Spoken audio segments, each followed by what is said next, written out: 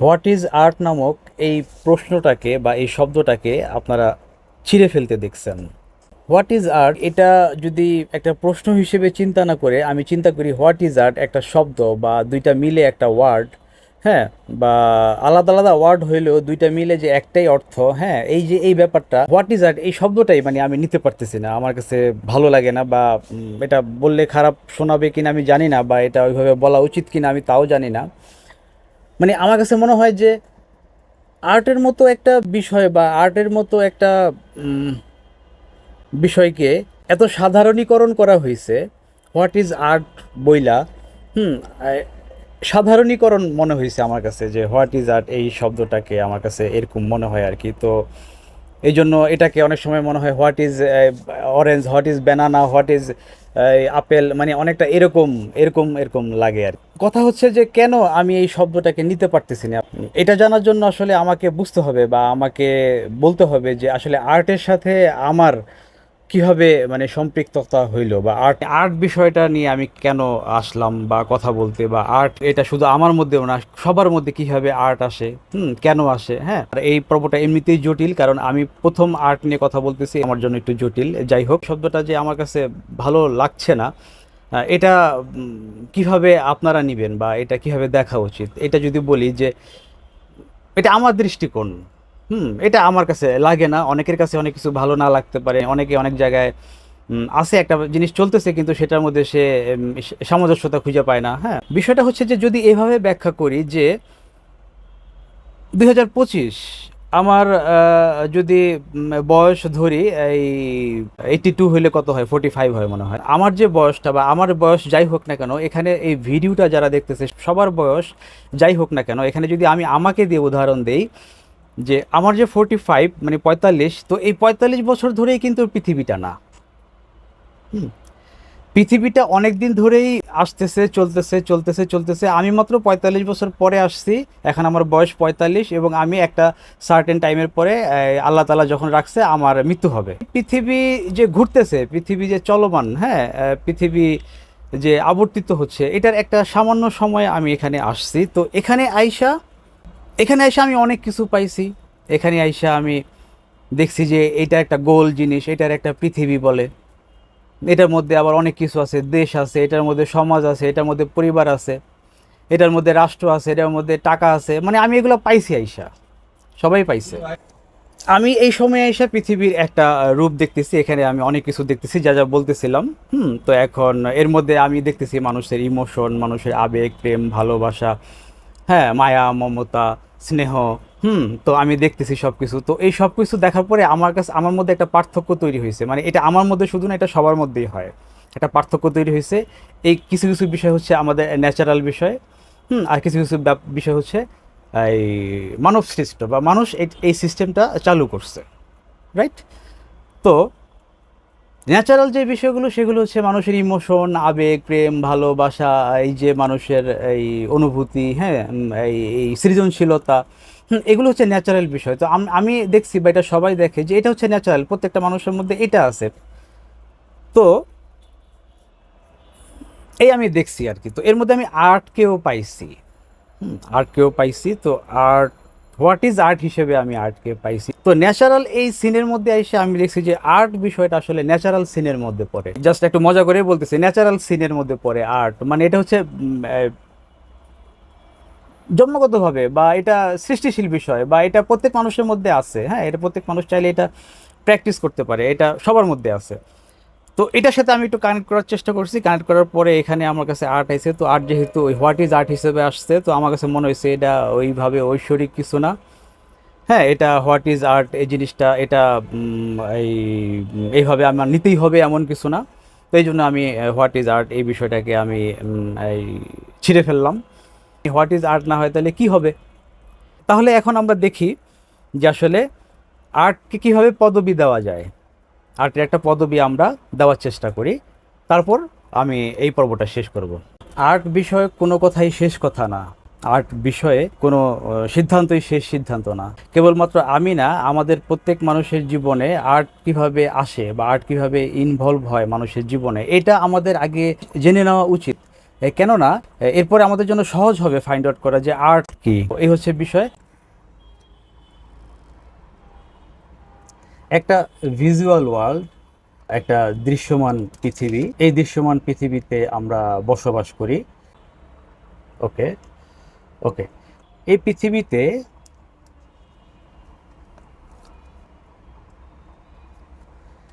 এই পৃথিবীতে কি আছে? এই পৃথিবীতে দেখেন কত কিছু আছে। এই পৃথিবীতে সোসাইটি আছে, লাভ আছে, হবি আছে, সায়েন্স আছে, ফেসবুক আছে, আর্ট আছে, ইমোশন আছে, ইরোর আছে, ম্যাথ আছে, অনেক কিছু আছে এই পৃথিবীতে। হ্যাঁ, এই 2025-এর কথা যদি বলি, এই পৃথিবীতে অনেক কিছু আছে। আমরা যারা বর্তমানে পৃথিবীতে আছি, আমরা এই সমস্ত বিষয়গুলো কেন্দ্র করেই আছি। তো যেটা ঘটে সেটা হচ্ছে এই এই যে 82-তে আমি পৃথিবীতে আসলাম।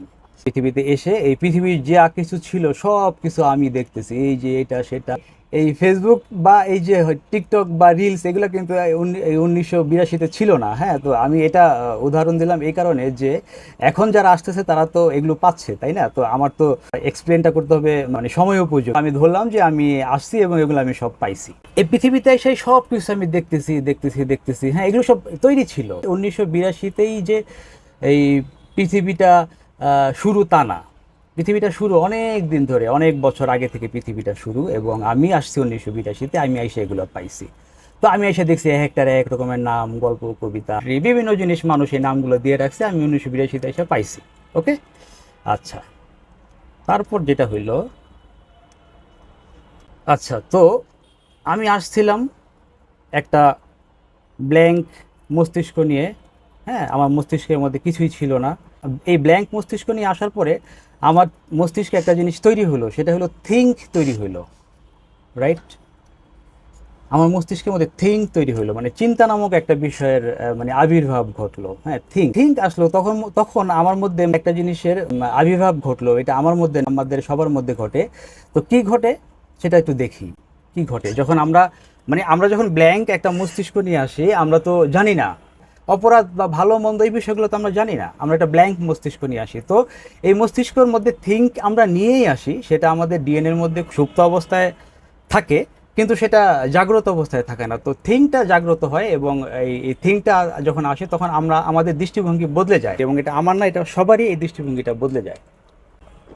আচ্ছা, তো আমাদের থিঙ্ক যখন কিছুটা কি বলে ম্যাচিউর হয়, তখন ও এইটার মধ্যে দুইটা পার্থক্য দেখে। এই সবগুলো বিষয়ের মধ্যে দুইটা পার্থক্য ও লক্ষ্য করে। সেটা হচ্ছে, একটা হচ্ছে হলো ম্যানমেড, একটা হচ্ছে হলো কনজেনিটাল। হ্যাঁ, দুইটা ব্যাপার ও লক্ষ্য করে, এবং লক্ষ্য করে এই টোটাল যেই বিষয়গুলো আমাদেরকে কেন্দ্র করেছিল, এই যে আমাদের থিঙ্ককে কেন্দ্র করেছিল, হ্যাঁ, সব যে বিষয়, এই বিষয়গুলোকে দুইটা আলাদা ভাগ করে। একটা হচ্ছে ম্যানমেড, মানুষ, মানব সৃষ্ট, একটা হচ্ছে কনজেনিটাল। রাইট, তো ও দুইটা ভাগে ভাগ করে রাখে। তো কনজেনিটাল মানে হচ্ছে কি, কনজেনিটাল মানে হচ্ছে হলো গিয়ে সহজাত, মানে সহজাত প্রবৃত্তি। সহজাত প্রবৃত্তি যেটা হচ্ছে হলো এই আমাদের আবেগ, প্রেম, ভালোবাসা, এই যে দেখেন ভাগ করে ফেলছে, এই যে ইমোশন। হ্যাঁ, তারপর আমাদের আর্ট, হ্যাঁ, আর্ট সেন্স, আমাদের এই ভালোবাসা, লাভ, আমাদের ক্রিয়েটিভিটি, সৃষ্টিশীলতা, আমাদের ক্রাফটিং, এটা সৃষ্টিশীলতার মধ্যে পড়ে অবশ্য। আমাদের হবি, আমাদের শখ, প্রত্যেকটা মানুষের হবি আছে। হ্যাঁ, প্রত্যেকটা মানুষের মধ্যে ভালোবাসা আছে, প্রত্যেকটা মানুষের মধ্যে আর্ট আছে, প্রত্যেকটা মানুষের মধ্যে ইমোশন আছে। এগুলো হচ্ছে হলো কনজেনিটাল। কনজেনিটাল মানে হচ্ছে হলো এগুলো আমাদের সহজাত, এগুলো আমরা নিয়ে আসছি। আর আরেকটা হচ্ছে ম্যান মেড, যেটা হচ্ছে মানব সৃষ্ট। মানব সৃষ্ট কি, এই যে দেখেন TikTok, society, Facebook, politics, science, error, technology, math, reels, money, history, মানে যা দেখতেছেন এগুলো সব মানব সৃষ্ট। এই যে ইউটিউব, হ্যাঁ, এগুলো সব মানব সৃষ্ট। হ্যাঁ, আমাদের জীবনের সাথে এটা জড়াইছে, বা আমরা খুব এটার সাথে জড়ায় পড়ছি, কিন্তু আমাদের মূল বিষয় কিন্তু ওগুলা না। মূল বিষয় কিন্তু এগুলো না। আমাদের আমাদের আমাদের সাথে যা হচ্ছে অ্যাড করা, বা আমাদের সাথে যা আসছে, মূল বিষয় হচ্ছে হলো এই সহজাত প্রবৃত্তিগুলো। এগুলো এগুলো হচ্ছে আমাদের।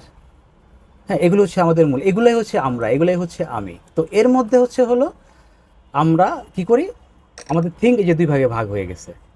মানে দুই ভাগে ভাগ হয়ে গেছে, মানে আমরা দুইটা ভাগে ভাগ করে ফেলছি। তো এই ভাগটা সবাই করে, এই ভাগটা সবাই এটা জানে, কিন্তু এটা ইমোশনালি তার মধ্যে বা তার অবচেতনে তার মধ্যে এই ভাগটা সে করে রাখে।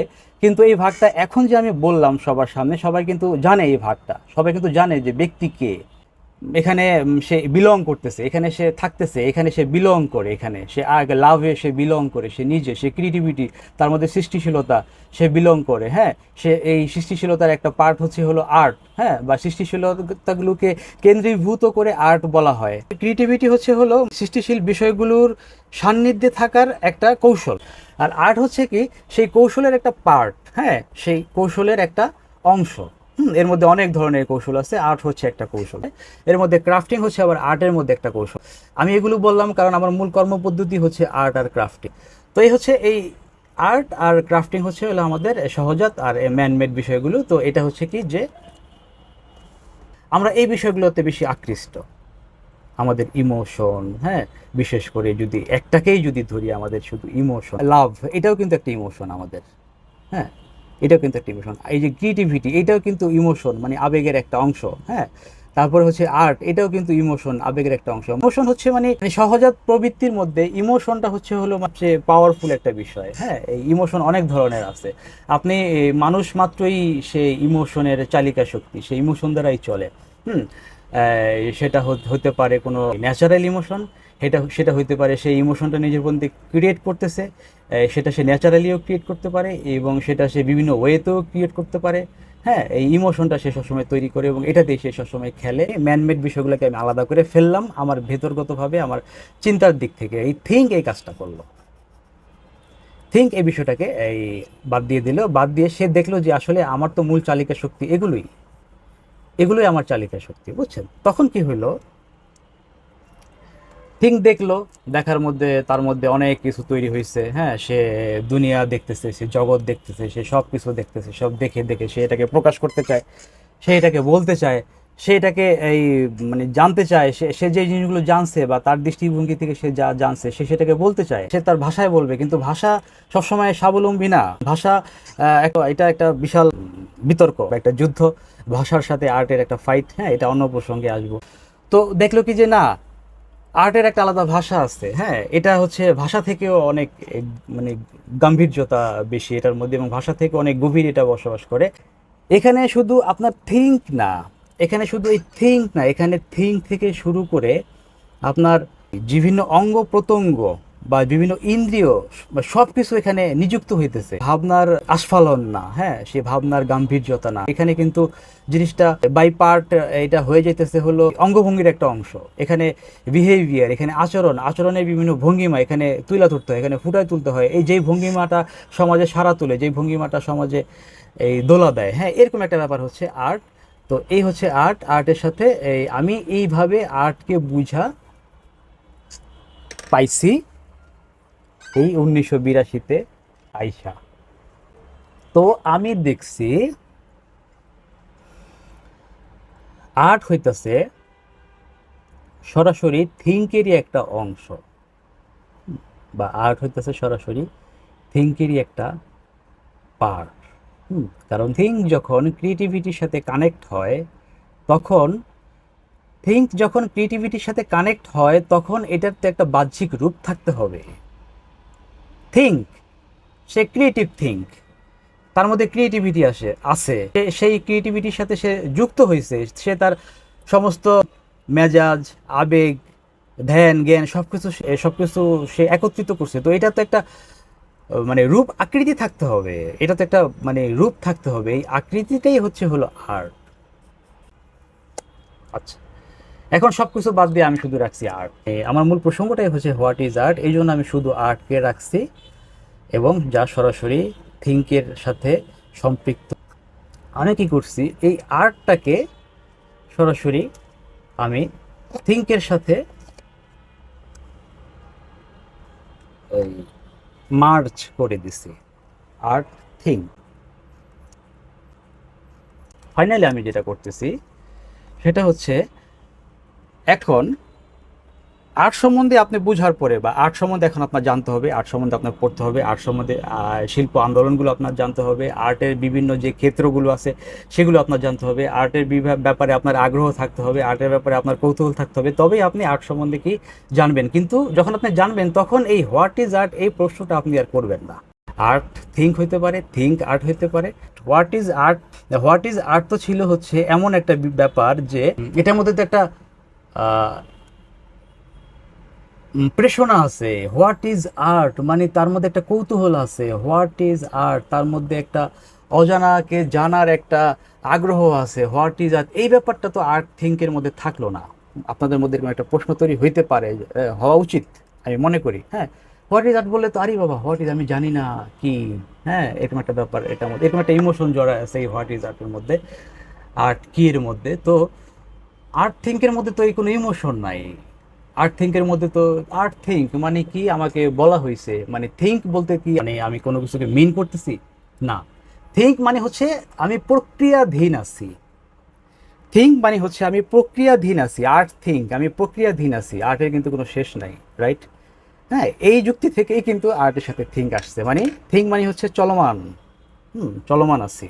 হ্যাঁ, এখন যদি কেউ বলে তাহলে আর্টকে কীভাবে সম্বোধন করব বা আর্টকে কীভাবে মানে আর্টকে সম্মোহন করব বা সম্বোধন করব বা কিছু একটা যাই হোক এরকম কিছু একটা হবে বা পদবি যাকে বলে, হ্যাঁ, তো এই থিঙ্ক হলো যে মানে এই পদবি হিসেবে আমরা কি নিতে পারি। তো এই আর কি, আপাতত এতটুকু ছিল ভান্ডারে। দেখা হবে আগামী পর্বে।